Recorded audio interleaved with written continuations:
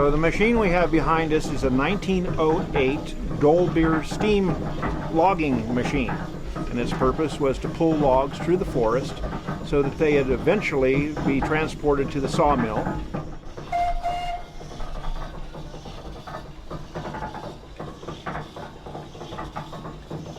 So this steam engine operates essentially by a wood fire boiling a steep kettle full of water, creating steam.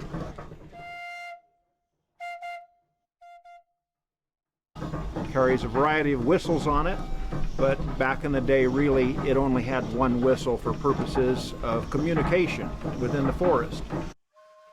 If there was a need for communication over the side of a hill, they would have what's called a whistle punk, a small boy that had a wire that was attached to the whistle, and he would watch the logging operation below and then pull the whistle at the right time so that the steam engineer could engage the machinery and pull the log up from an area where the engineer couldn't exactly see it.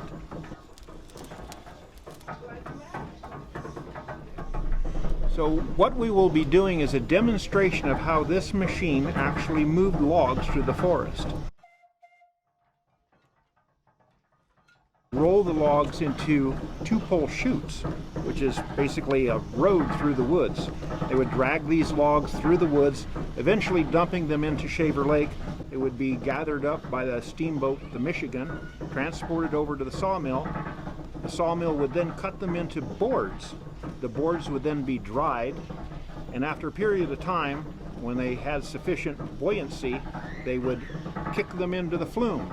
And then the flume was 42 miles long and would reach Clovis 6.5 hours later.